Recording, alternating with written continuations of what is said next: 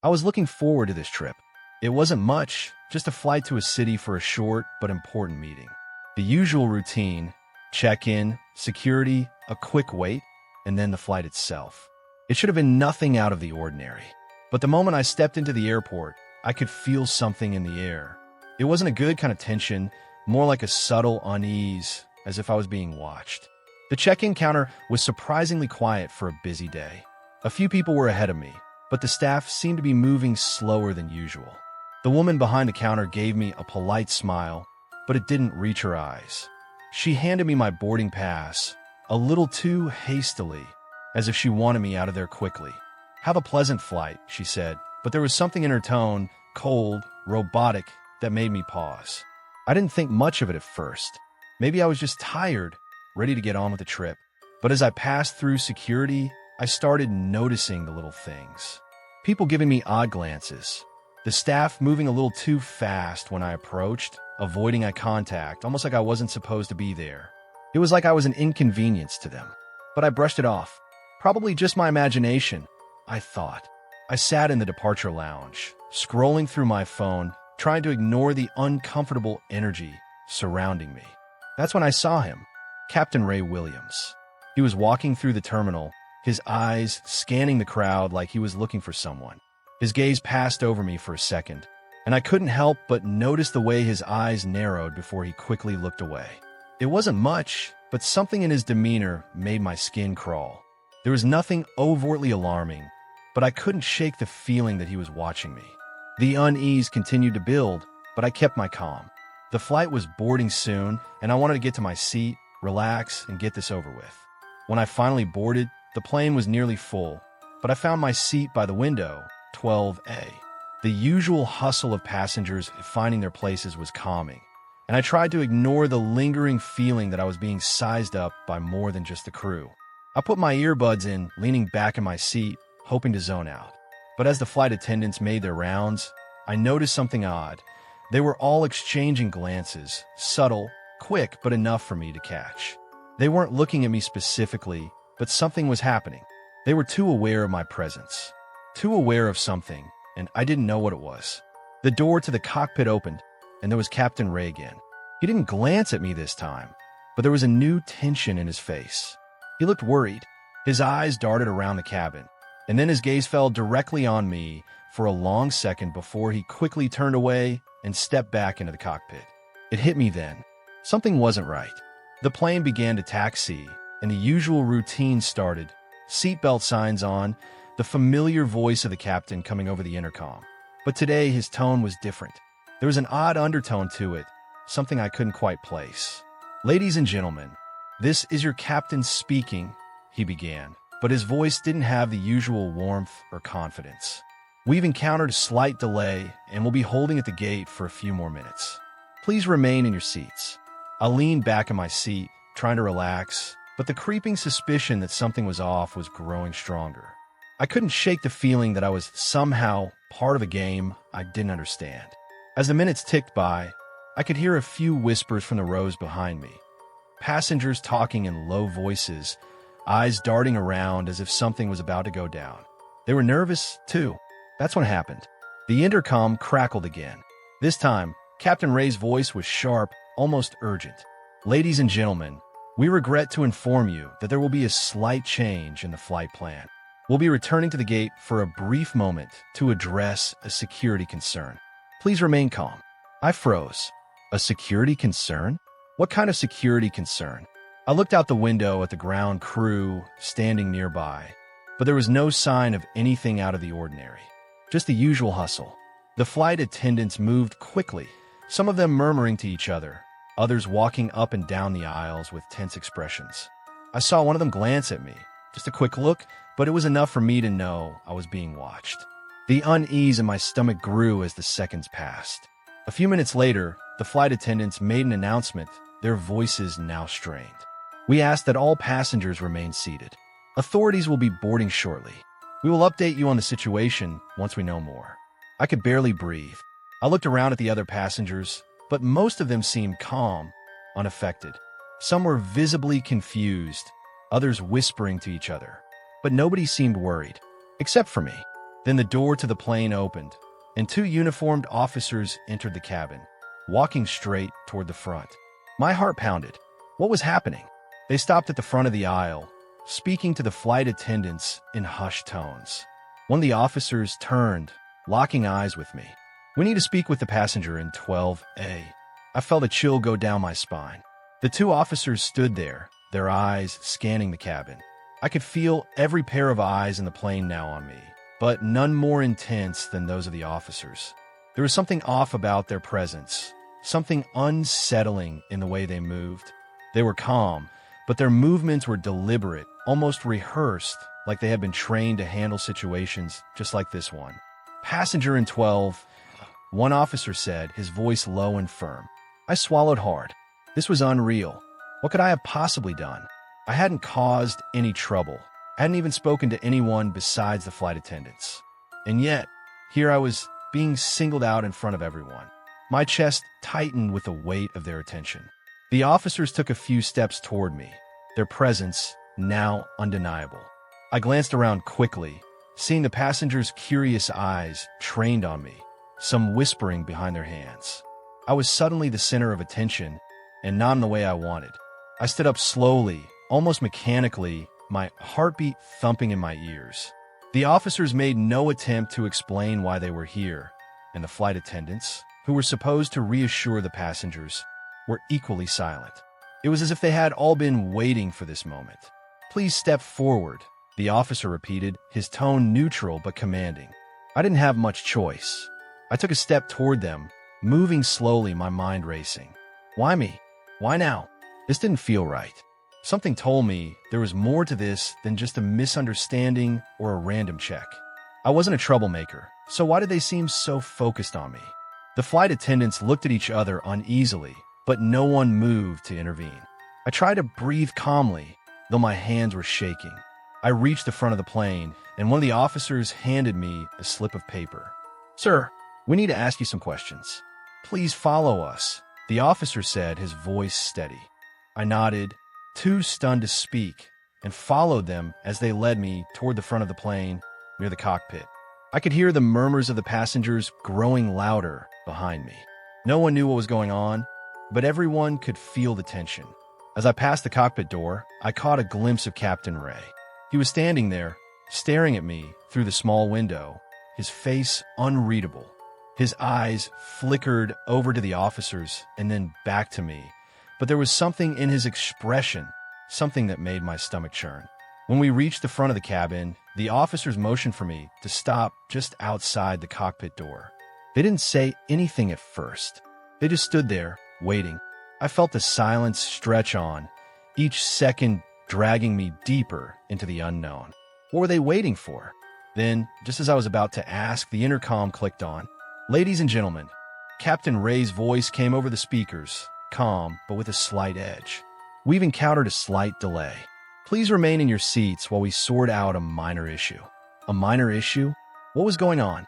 A feeling of dread settled over me. That wasn't just an announcement. It was a signal. A signal that something was being covered up, something more was at play here than the simple words on the intercom suggested. I wanted to ask the officers what was happening, but I didn't. They weren't talking to me. Not yet. They stood there, stone-faced, as if they had their own agenda. I glanced at Captain Ray through the window again. There was a flash of something in his eyes, fear maybe, or guilt. It was hard to tell, but I knew one thing for sure. He wasn't as calm as he had appeared. Minutes stretched on like hours, and I began to feel the weight of the eyes on me. The officers, the crew, the passengers, everyone was watching. I felt like I was being sized up, and I couldn't help but wonder what was going on behind the scenes. Finally, the door to the cockpit opened, and Captain Ray stepped out. He looked straight at me, and for a brief moment, his gaze softened, just a flicker, barely noticeable, but it was enough to make me pause. "Is there a problem?" I asked, trying to keep my voice steady. I knew that asking him directly might get me nowhere, but I had to say something. This wasn't right. I wasn't going to stand here, quietly waiting to be thrown off the flight without answers. Captain Ray didn't answer immediately. Instead, he turned to the officers, giving them a brief nod. Then, without looking at me, he stepped back into the cockpit and closed the door behind him. The officers followed him, and for a moment, I was left standing there alone, still uncertain of what was happening. The tension was suffocating. I felt like I was trapped in a game that I didn't understand, and I didn't know who was playing it. And then it hit me. The strange looks, the whispers, the way everyone had seemed to avoid me. It wasn't just me being paranoid. Something was going on. But what? Why was I the target? I tried to calm myself, but my mind raced. The flight attendants had clearly been told to keep quiet. The officers weren't answering any of my questions. Captain Ray was playing his part in whatever was going on. But why? Why was I involved? And then, just as I was about to lose all hope of understanding, the door opened again. This time, it wasn't Captain Ray. It was one of the flight attendants, her face pale and drawn. "Sir," she said quietly, "we need you to return to your seat. Please." I didn't want to go back. I didn't want to sit there, waiting for the next round of confusion or accusations to fall on me. But the flight attendants had a way of speaking that made it clear I had no choice.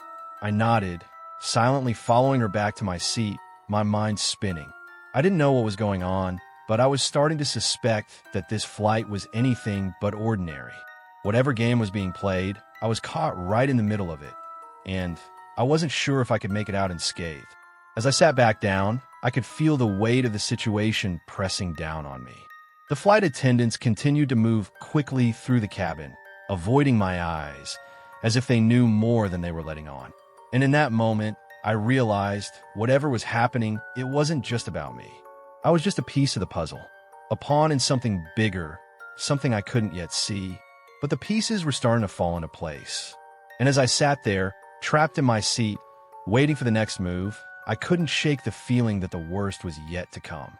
I sat in my seat, trying to steady my breathing, but it was hard to ignore the overwhelming sensation of being caught in the middle of something much larger than I could comprehend. The plane, which should have been just another mode of transport, had become the setting of a carefully orchestrated plan, a plan I was only beginning to glimpse.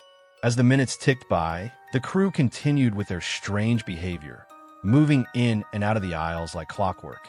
No one spoke directly to me, but their eyes lingered just long enough for me to know they weren't acting as usual. The whispering had started again, this time more frequent, more urgent. And Captain Ray, the one person whose actions I hadn't fully deciphered, was still nowhere to be seen. The cockpit door was firmly shut, and no announcements came over the intercom. I couldn't help but notice the tension between the flight attendants. They weren't just avoiding eye contact with me anymore. They were actively avoiding the passengers, particularly the ones who seemed too calm. In fact, the entire cabin felt eerily quiet. The murmurs had died down, replaced by an uncomfortable stillness that hung over everything like a storm cloud waiting to burst. As I stared out the window, trying to distract myself, I saw a flicker of movement in the cabin. One of the flight attendants, a tall woman with sharp features, exchanged a quick nod with another crew member. She was carrying something in her hand, but I couldn't make it out. Before I could focus, she disappeared down the aisle, her footsteps brisk and purposeful. What was going on? Why all the secrecy? Why was I, of all people, being treated like this? The minutes dragged on, and just as I began to wonder if this was all some twisted misunderstanding, I noticed the woman with the sharp features walking back toward the cockpit. She had something in her hand, and it looked like a document, a piece of paper. She moved with intent, as if her mission was urgent. I leaned forward slightly, hoping to catch a glimpse of the paper, but by the time she disappeared into the cockpit, I had no idea what it was. The feeling that something was about to happen was overwhelming. I couldn't shake the thought that I was in the middle of some political game, something bigger than just a simple flight. Then the intercom crackled again, and Captain Ray's voice filled the cabin. "Ladies and gentlemen," he said, sounding more controlled this time, but still with an odd undercurrent of urgency. "We're encountering some minor delays due to air traffic, but please remain seated. Our crew is working to resolve the situation, and we will be underway shortly." Air traffic?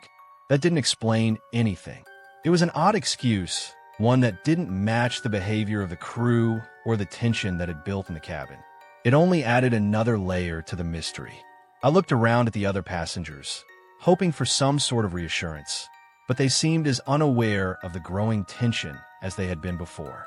Most were still reading or watching movies, oblivious to the subtle changes happening in the air.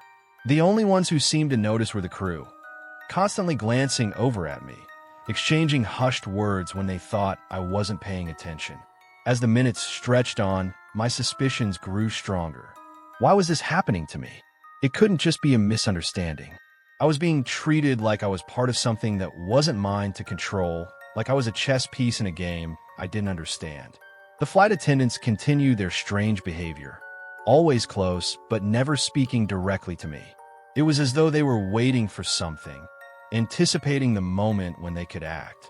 I had a sinking feeling that they were all part of whatever plot was unfolding, an invisible game that I had stumbled into by pure chance. Then, just as I was about to lose myself in the confusion of it all, the door to the cockpit opened. It was Captain Ray again, but this time, his demeanor was different. He wasn't walking with the confidence he had earlier. He was tense, looking over his shoulder as if trying to avoid being seen. I watched closely, but the moment he saw me watching him, his gaze flickered away, and he quickly moved toward the back of the plane. What was he doing? Why was he acting like he had something to hide? I didn't have time to process it. My eyes followed him as he made his way to the back of the plane, disappearing behind the curtain where the crew typically gathered. I could only guess what he was doing, but my mind raced with possibilities. The situation was getting more complicated by the second. I had no idea who to trust, and the passengers seemed oblivious to the chaos unfolding just beneath the surface. I couldn't stand the feeling of being powerless, of waiting for something that I couldn't control. I needed to find out what was happening, and fast. Just as I was about to get up and go toward the cockpit to demand answers, I saw something out of the corner of my eye. The flight attendant with the sharp features was talking to another crew member, her voice low and hurried. I couldn't make out the words, but the urgency in their conversation was unmistakable. They were discussing something important. Then, something caught my attention. Another passenger, a man in his mid-30s, looked up from his seat, his face pale. His eyes locked onto mine for a brief second before he quickly looked away. There was something in his expression that caught me off guard, a flicker of recognition, of fear. What was going on? Was he part of this too? Had I missed something? My pulse quickened. This was no longer just about me. There was a larger game at play, and I was only beginning to understand the depth of the conspiracy that surrounded me. But I couldn't act yet, not without knowing more. I couldn't afford to make a mistake. And then, the moment I had been waiting for arrived. The intercom crackled again, but this time it wasn't Captain Ray's voice.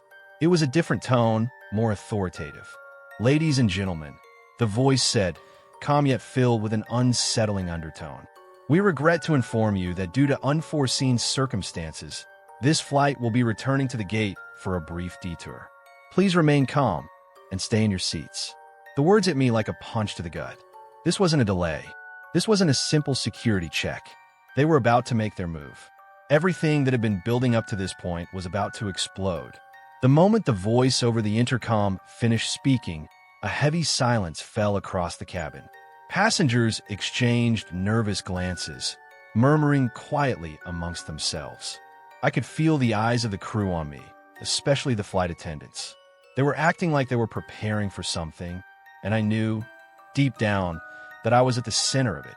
My heart was racing, but I forced myself to stay calm. I couldn't let them see that I was just as confused and frightened as the rest of the passengers. There had to be a way to stop whatever was happening, but I needed information. I needed to understand what this was all about.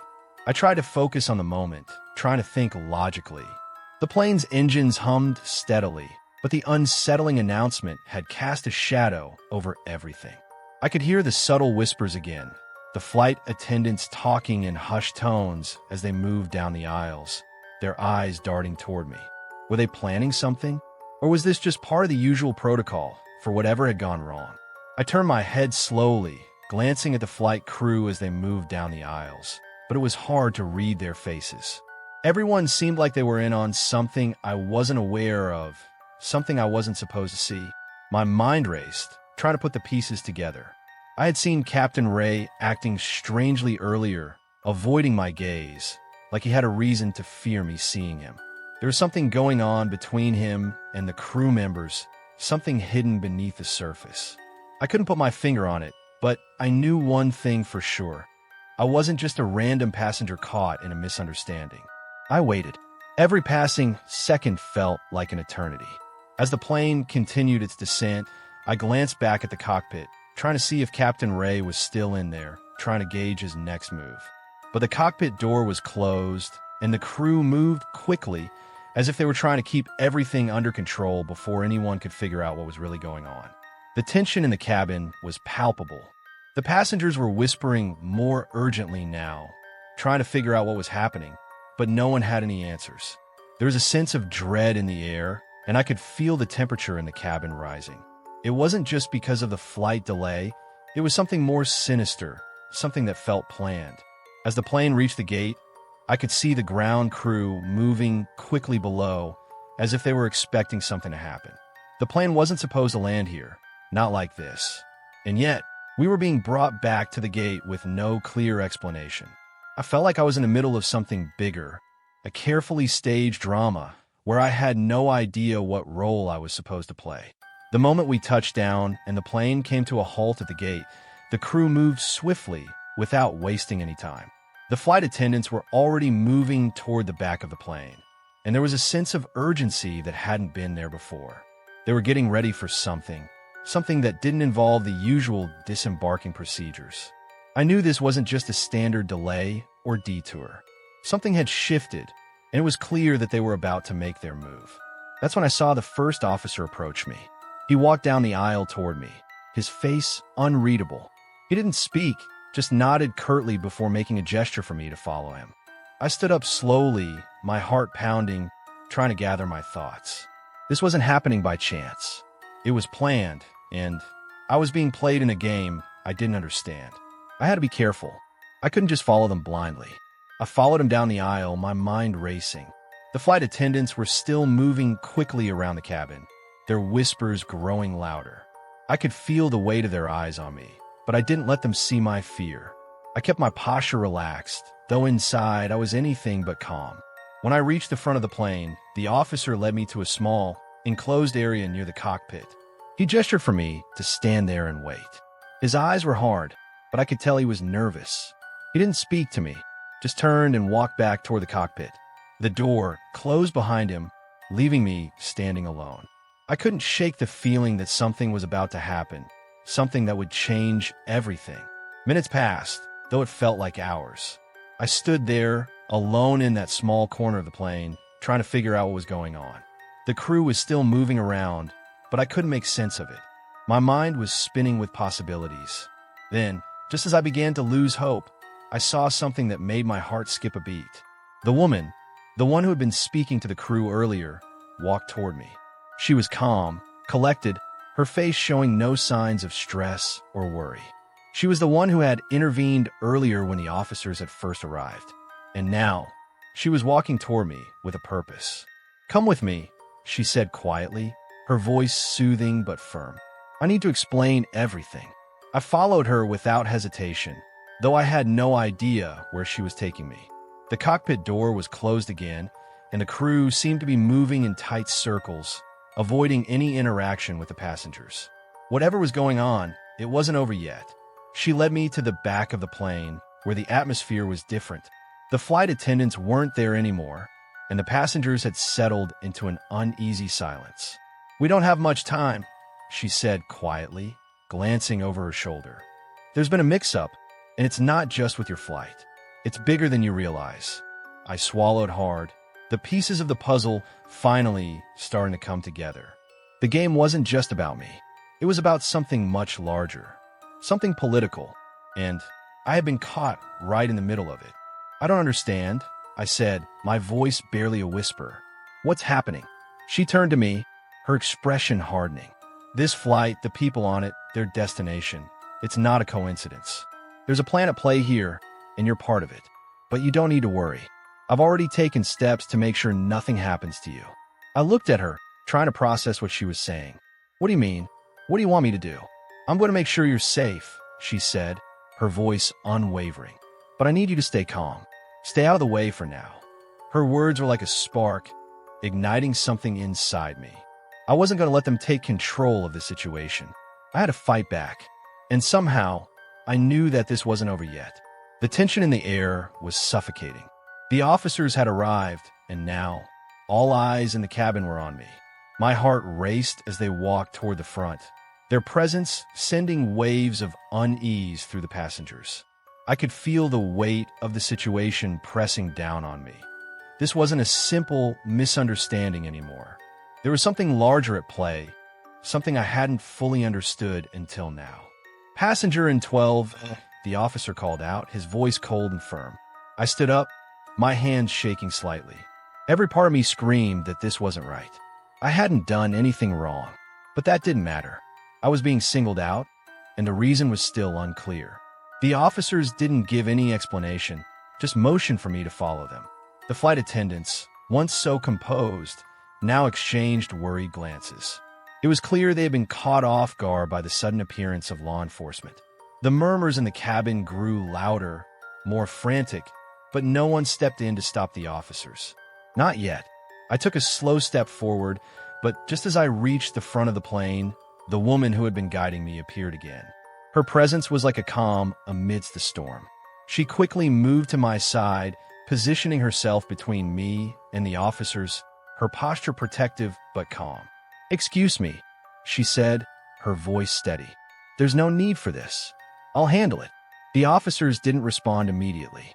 One of them took a step closer, eyeing her with a mixture of suspicion and deference. But she didn't flinch. She was clearly someone important, someone with power. I could see it now in the way she moved, in the way the officers hesitated. She wasn't just a staff member on this flight. She was someone in control. I had no idea who she was, but before I could ask, the cockpit door opened. Captain Ray stepped out. His face was pale, and he looked more disoriented than I'd ever seen him. He glanced at the officers, then at the woman in front of me, and his gaze quickly dropped. He wasn't as sure of himself anymore. There was a hesitation in his movements that hadn't been there before. And then it happened. From the back of the plane, a figure stepped forward. A woman, elegant, composed, with a quiet authority that instantly demanded attention. She wasn't wearing a uniform or any visible badge, but there was no mistaking who she was. Her presence shifted the entire energy in the cabin. She walked towards me, her gaze locked on the officers and the crew, her steps measured and deliberate. The two men who had been with Captain Ray looked at each other in shock. One of them opened his mouth to speak, but the woman held up a hand, silencing him before a single word escaped. "I think it's time we resolve this," she said, her voice cool but filled with undeniable authority. The officers froze. They weren't prepared for this. Their faces, once hard and unwavering, now faltered. The woman turned to face them, her expression calm but unwavering. "I'm the owner of this airline," she continued, her words cutting through the tension. "And I'm telling you to step aside." There was a moment of stunned silence. The officers exchanged glances, clearly caught off guard. The man who had been speaking to me stepped back, his face showing the slightest hint of recognition. He knew who she was, and he wasn't sure how to respond. What is this?" the officer stammered. "You can't just—" "I can," the woman interrupted, her voice never raising but filled with an authority that left no room for argument. "And I will. This situation is over."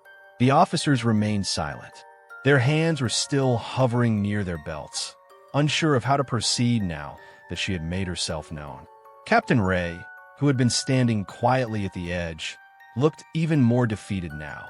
His role in this plot was clear, but it had been shattered by the appearance of the woman who had just revealed herself. The woman turned back to me, her expression softening just for a moment. "You've been caught up in something much bigger than you know," she said, her voice quieter now, more personal. "But it's over now. I'll make sure you're not a part of it anymore." My mind was spinning. This woman, the one who had been guiding me, the one who had been watching everything unfold, was my mother. I hadn't known it until now, but everything was beginning to fall into place. "I'm sorry you had to go through this," she said again, her eyes meeting mine. But it was never supposed to be like this. Not for you. She didn't say more. Her presence was enough to command the situation. The officers, now fully aware of who she was, stepped back. They had no choice. She wasn't just any airline owner. She was the force that had orchestrated everything. And now, the conspiracy that had been set into motion was collapsing before their eyes. The flight attendants, who had been watching from the sidelines, stepped forward too. They no longer hesitated. They followed my mother's lead, their roles shifting as they rallied around her. I stood there, still trying to process the shock of the moment. The political plot, the manipulation, the attempted removal from the flight, all of it had been part of a larger game, and I had unknowingly walked into it. But now my mother was in charge. She wasn't just a passive observer. She had been watching, controlling the movement of the plane, ensuring I was never removed. And now that she had intervened, everything was back in her hands. "Thank you," I finally said, my voice shaky but filled with gratitude.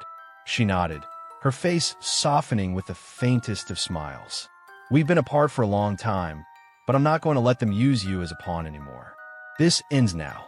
The officers didn't speak. They stood silently, their mission thwarted as my mother took the reins of the situation. The flight attendants resumed their positions, and the passengers, who had been watching the drama unfold, began to relax. The flight, which had been on the brink of chaos, was finally under control. And as the plane continued its course, I couldn't help but reflect on everything that had happened. The secrets, the lies, the manipulation. But now, with my mother's intervention, it was over. The plot had failed, and I had survived. If you enjoyed the twist and suspense of this story, don't forget to like, share, and comment on your thoughts. Stay tuned for more unexpected plot twists, dramatic reveals, and thrilling adventures. If you want to see how the story continues, subscribe to get the latest chapters straight to your feed. Let me know what you think. Would you have seen the reveal coming, or was it a total surprise? Share your thoughts with us.